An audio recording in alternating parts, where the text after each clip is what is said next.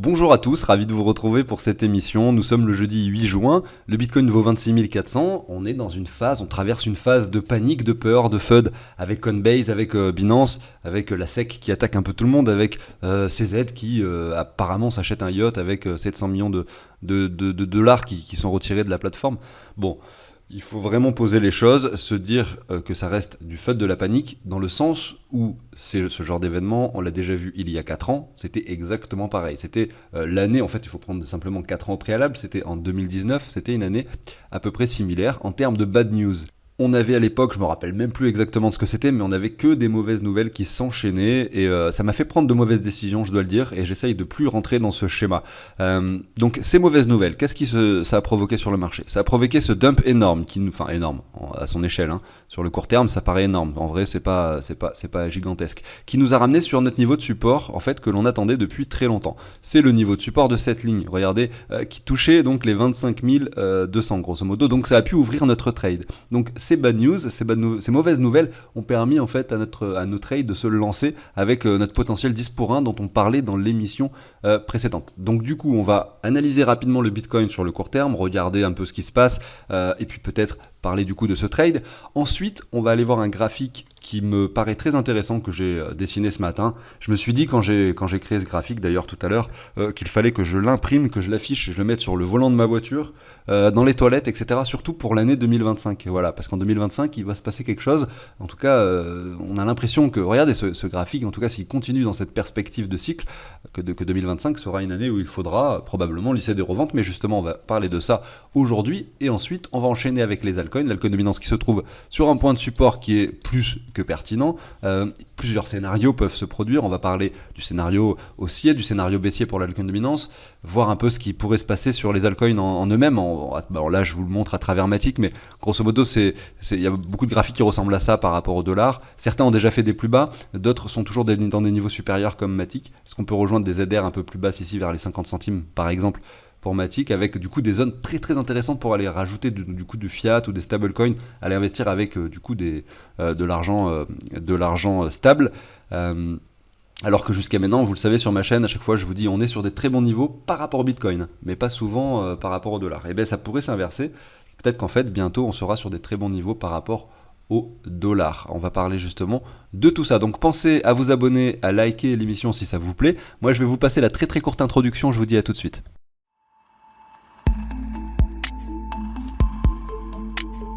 Allez, c'est parti. Avant de commencer cette émission, je voudrais vous parler rapidement de ce tableur que je vous partage sur la chaîne, qui a été adopté par environ 1200 personnes. C'est quelque chose que je partage depuis carrément depuis que j'ai créé la chaîne en 2020. Donc j'ai créé cette chaîne YouTube 6 mois après le halving, hein. C'est comme si là on était en termes de cycle dans 1 an et quelques mois. C'est comme si voilà, je lançais ma chaîne juste avant un bull run en fait. C'était vraiment ce qui s'était passé. J'avais gagné 5-10 000 abonnés très rapidement. Beaucoup de personnes avaient déjà acquis le tableau, peut-être 300 au départ, sur des moments très opportun, sauf que par la suite, la plupart, peut-être 800 personnes, j'en sais rien, l'ont acquis au pire moment. Et aujourd'hui, peut-être sont dans le rouge, peut-être ont déjà tout abandonné. C'est pour ça que je suis très content d'être dans cette phase où on a encore le temps pour se poser plein de questions. On a le temps pour comparer les cycles, pour discuter, tout ça.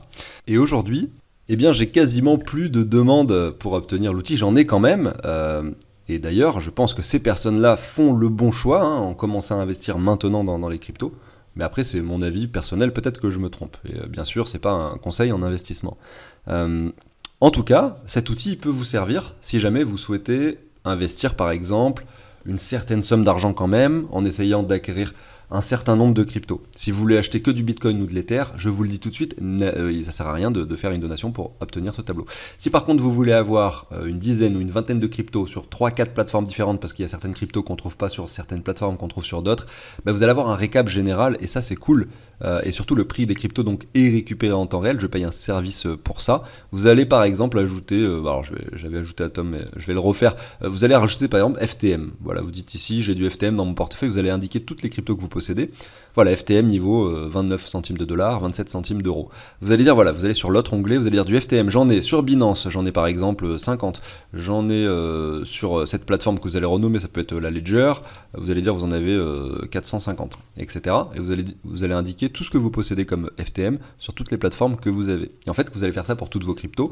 Et ça va vous indiquer, du coup, combien vous en avez en dollars, en euros, par rapport au prix actuel, qui se modifie ici sur le fichier toutes les 5 minutes. Ce fichier est disponible sur donc téléphone, sur tablette, sur PC. En fait, c'est sur votre compte Google, donc c'est très facile d'accès. Et donc derrière, voilà, ça va s'afficher directement ici. Vous allez savoir combien vous êtes en train de gagner par rapport à ce que vous avez investi. Ça va vous dire combien vous avez de crypto, de stable en pourcentage, la répartition, regardez ici sur les graphiques, la répartition par plateforme. Donc beaucoup de choses intéressantes. Et le petit outil qui s'appelle, alors c'est transactions fiat. Ici vous allez indiquer toutes les transactions que vous faites par rapport à l'euro. Et ça va vous donner les informations sur la plus-value. Et ça peut vous aider en plus avec ces 4 petites cases qui vous permettent vraiment de déclarer précisément vos impôts. Le formulaire qui est assez complexe, que j'ai mis du temps à comprendre, et finalement j'ai reproduit les calculs dans le tableau pour pouvoir avoir vraiment les informations qui permettent de remplir la fiche d'imposition. Même si c'est pas, ça remplace pas un avocat fiscaliste, bien entendu. Moi je vous donne une plus-value et quelques valeurs qui permettent justement de calculer la plus-value. Voilà, donc comment ça marche, voilà le fonctionnement de cet outil.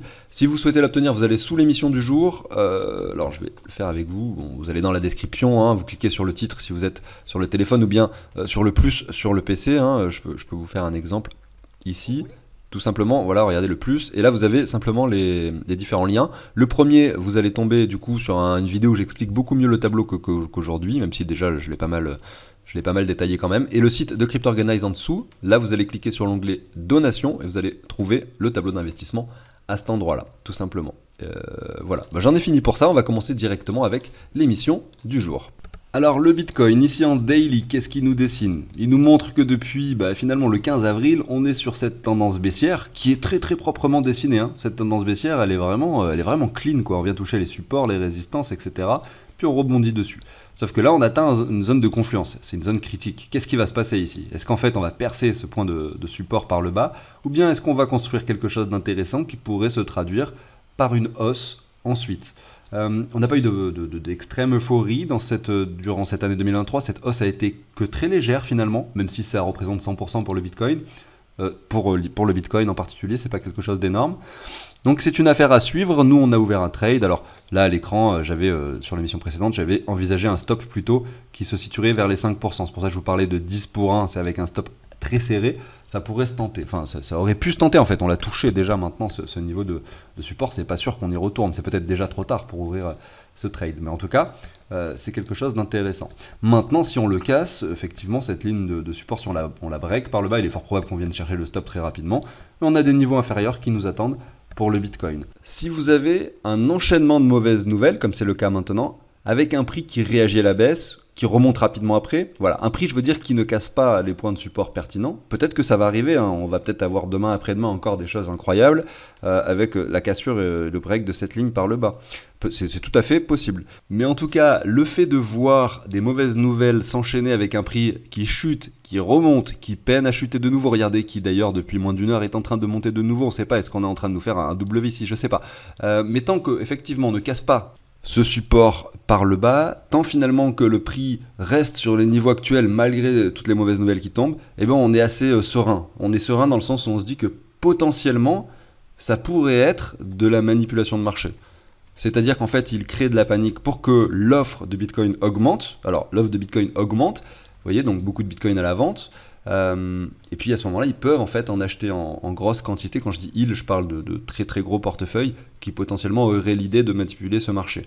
Et bien, ils peuvent accumuler des Bitcoins, justement, sans faire augmenter le prix fortement, vous voyez. Par exemple, si moi demain je vais acheter 100 millions de dollars de Bitcoin, malheureusement je ne vais pas réussir à l'acheter à ce prix actuel, parce qu'il n'y aura pas assez d'offres sur le marché.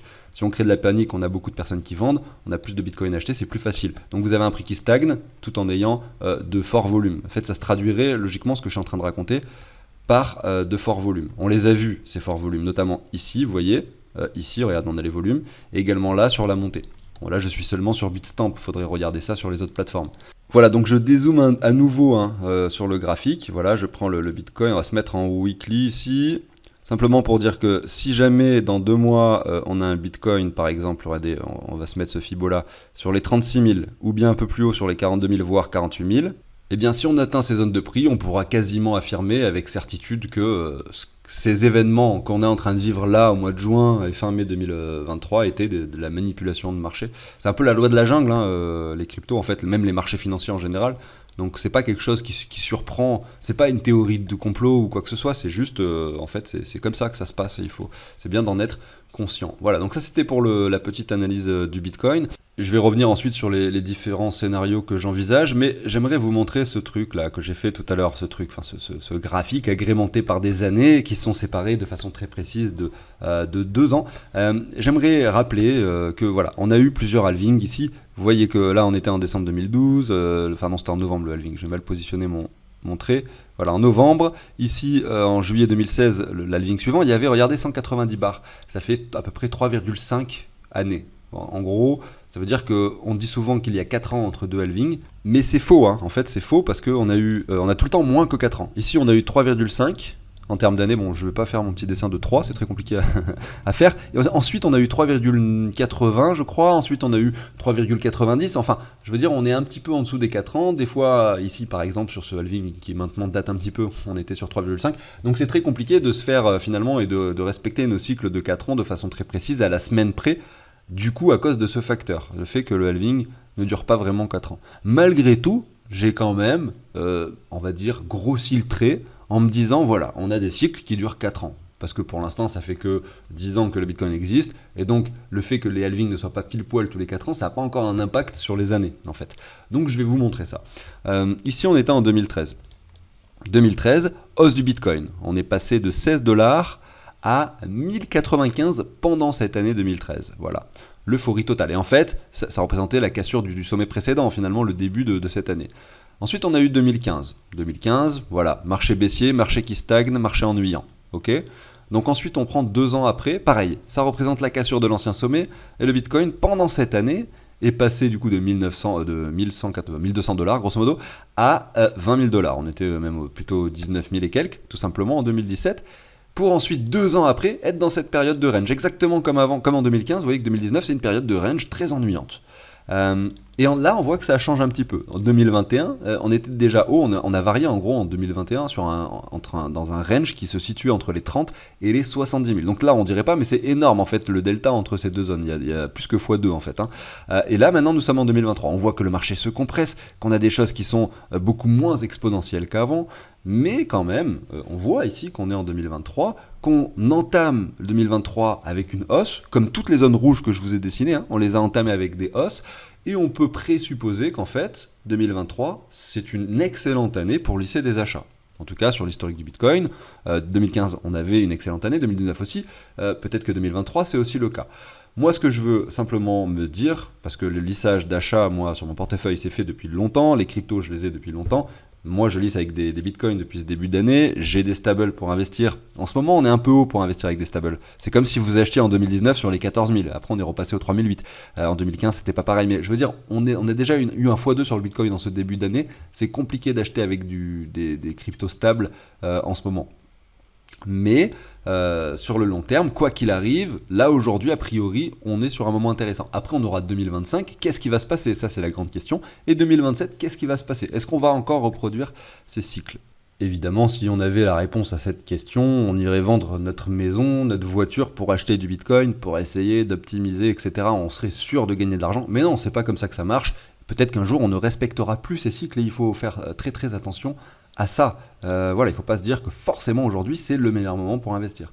Mais en tout cas, en termes de probabilité, ça a l'air intéressant, beaucoup plus qu'en 2021, qu'en 2017, qu'en 2013. On est dans une phase quand même assez cool. Regardez, en 2017, si vous aviez acheté du Bitcoin à 20 000, donc c'était il y a quand même 6 ans ici, vous achetez du Bitcoin à 20 000, vous êtes à peine en positif maintenant sur votre investissement, 6 ans après.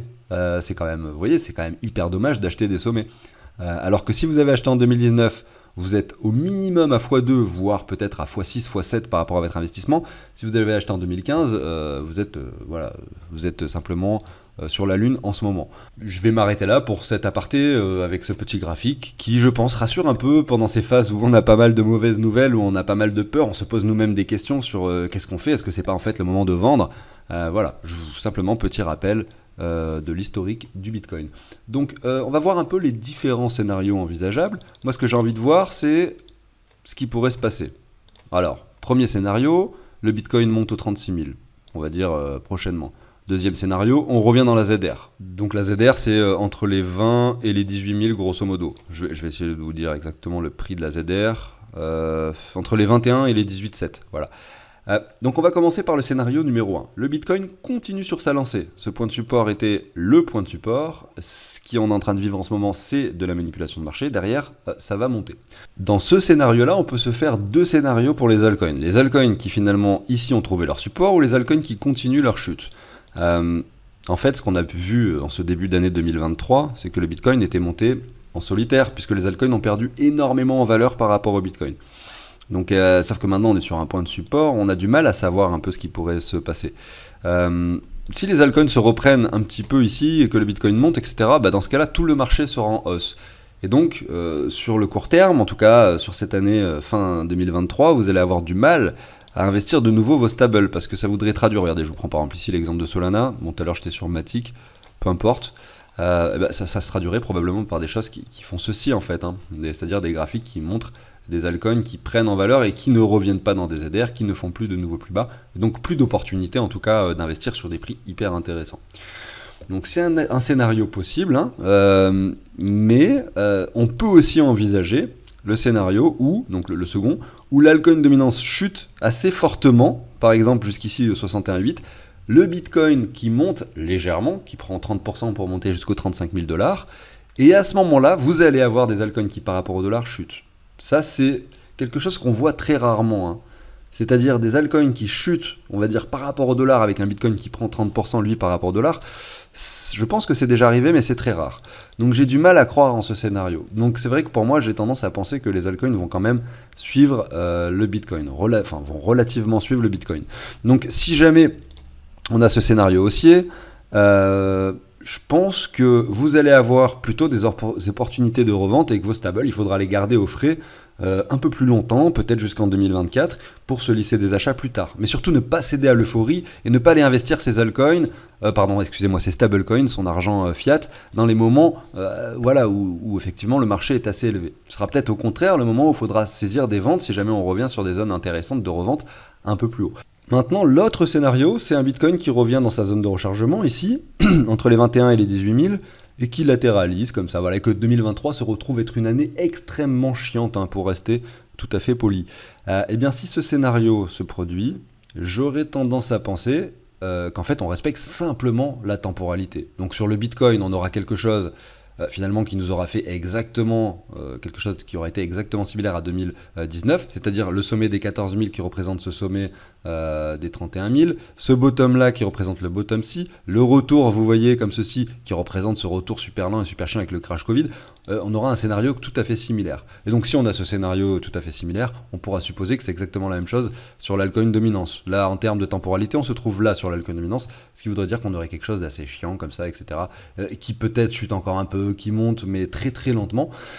Et dans ce scénario, eh bien on aura, si jamais ce scénario se produit pour 2023, vous allez avoir des occasions en or pour investir. Donc là, vos 30 ou vos 20% de stable que vous avez conservés, ça va être de l'or en boîte, de l'or en boîte, parce que ça va vous permettre de lisser des achats sur du Solana par exemple aux alentours des 13 $, sur du AVAX, on peut regarder un peu AVAX, vous voyez, donc là, AVAX par rapport au Bitcoin, je pense qu'on est sur un nouveau plus bas, et justement on va faire le parallèle. Ça veut dire par exemple que ici, je prends AVAX, on est déjà dans la ZR, on pourrait imaginer qu'on revienne sur les 11 $, sur un double bottom, sans faire forcément de nouveau plus bas. Et par exemple, je vous mets en parallèle le graphique de AVAX BTC.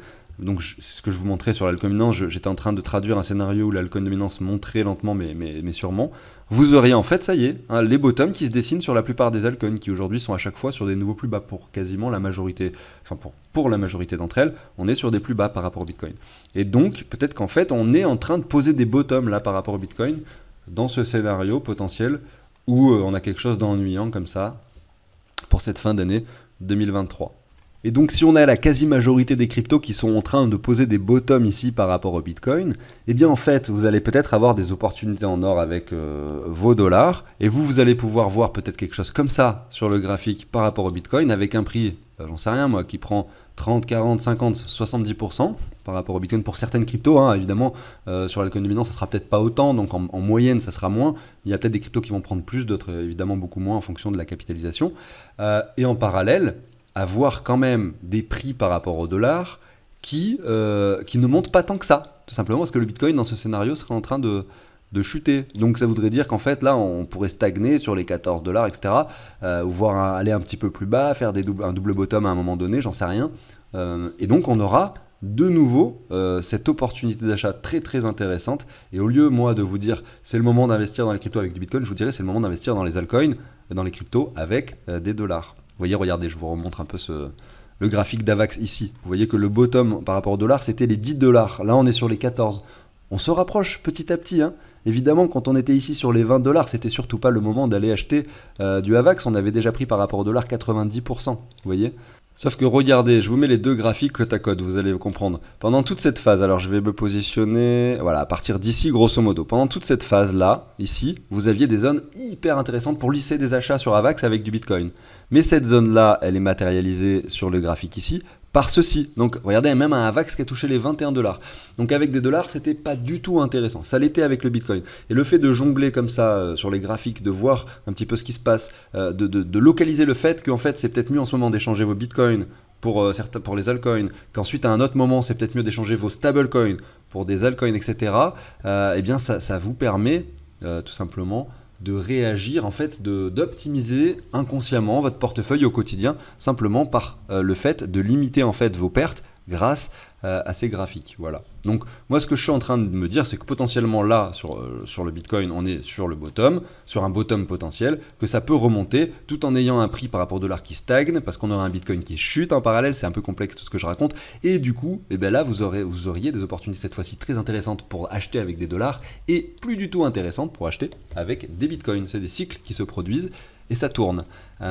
Voilà. Donc je voulais un petit peu aussi vous parler de ça, de mon ressenti sur le marché, de ce qui peut-être va se profiler, de la façon dont mon portefeuille est composé, pour vous raconter un peu mon histoire en 2000 ici, du coup, 19, il y a eu énormément de FUD pendant cette période. Là, vraiment, c'était la panique, il y avait plein de mauvaises nouvelles qui s'enclenchaient. Et donc, à cause de ces mauvaises nouvelles, je n'ai pas acheté de crypto. Ici, je n'ai rien acheté quand il valait 3200. Parce que ça m'avait l'air tellement dangereux d'acheter des cryptos au vu de ce qui était en train de se passer avec finalement les mauvaises nouvelles qui s'enchaînaient que je n'avais pas acheté. Derrière, quand c'est monté ici aux 14 000, je me suis dit mais je suis en train de rater le train là. Là, je rate le train, là, en fait. Moi, je voulais investir dans les cryptos, je voyais le potentiel du truc, j'avais envie de mettre pas mal d'argent, et là, je le vois maintenant à 14 000. Il a touché 14 000, alors qu'on était à 3 200 il y a quelques semaines. Je me dis, mais c'est la catastrophe. Donc, du coup, on retourne aux 10 000. Qu'est-ce que je fais ? Et bien là, j'achète. Aux 10 000, j'achète une très grosse somme. Et au lieu de lisser comme j'avais prévu de le faire initialement, à cause de ces mauvaises nouvelles qui sont tombées et du fait d'avoir arrêté de lisser mes achats ici, d'avoir cédé à la panique, à l'euphorie ici, à cause des médias, de l'actualité, de tout ce qui se passait, qui influait en fait et qui modifiait mes émotions, eh bien j'ai investi une somme énorme à cet endroit-là. Derrière, mon portefeuille il divise par 3 parce que le Bitcoin il retombe sur les 3800 dollars. Donc voilà, c'est pour vous dire un peu comment j'ai réagi sur ce FUD à l'époque et comment est-ce que je n'ai pas fait la même chose cette fois-ci. C'est-à-dire que là, j'ai acheté. J'ai acheté pas aux 15 000, j'ai eu du mal à acheter aux 15 000, mais aux 18 000, je sais que j'ai pu investir une grosse somme dans les cryptos, notamment ce que j'avais pu revendre vers les 45 000. Moi, j'ai du mal à revendre les tops parce que je crois tellement en cette technologie que mes cryptos, c'est un peu mon précieux, quoi. Je les garde, je les conserve. Je crois tellement en cette technologie que j'arrive très facilement à hold sur le long terme, mais alors j'arrive pas trop à revendre les tops. Et j'arrive aussi à acheter les bottoms, mais j'arrive pas à revendre les tops. Donc là, les stables que j'avais, effectivement, je les ai réinvestis. Je suis très content de voir ce qui est en train de se passer aujourd'hui. Et je me dis que là, j'ai appris de mes erreurs. J'ai pas fait la même erreur que j'avais fait à l'époque, c'est-à-dire ne pas investir sur les 3000 dollars. Donc, c'est pour ça, au fur et à mesure des cycles, je vais essayer de m'améliorer. Je sais que je fais pas les choses parfaitement. Je sais que là, j'ai pas réussi à revendre comme il fallait mes cryptos, malgré le fait que je faisais déjà des émissions sur YouTube, que la temporalité, je la regardais, mais je l'ai un petit peu oublié la temporalité quand on était sur des sommets. C'est pour ça que je vous dis, ce truc-là, je vais l'imprimer, je vais l'afficher partout chez moi. Je veux pas oublier que cette année 2025, par rapport à la temporalité, c'est une année de lissage de revente. Quoi qu'il arrive, pour passer, je pense, en tout cas selon mon plan, mon scénario et ce que j'ai envie de faire avec mon argent qui peut être totalement différent du vôtre, de passer à peu près avec 70% de revente et garder seulement 30% de mes cryptos pendant cette période. même si par exemple je trouve que le Bitcoin n'a pas atteint les objectifs qu'il devait, même si voilà, c'est la temporalité et je pense que c'est plus important qu'en fait que le prix. Si par exemple en 2025 le Bitcoin ne dépasse pas son sommet, mais il est vers les 50 000, 60 000 dollars, avec une altcoin dominance en parallèle qui explose tout, qui pète des niveaux, qui vient chercher de nouveaux sommets, mon portefeuille sera quand même très élevé. Donc je ne vais pas me dire oui, le Bitcoin n'a pas fait de nouveaux sommets, donc je ne vends pas, parce que je m'attendais quand même. Regardez, avec les objectifs FIBO qu'on s'était positionnés, je dézoome un peu ici, voilà, je m'attendais à minimum. Au minimum, je m'attendais à un Bitcoin aux 81 000, donc je ne vais pas revendre. Non, ça c'est pas quelque chose de viable. Je revends sur une temporalité, je ne vais pas revendre sur un prix lors du cycle suivant. Voilà. Donc j'arrive sur la fin de cette émission. J'espère que ça vous a plu. Si c'est le cas, pensez à vous abonner, à liker. Moi en attendant, je vous souhaite une excellente journée. Je vous dis à très bientôt sur la chaîne. Ciao tout le monde.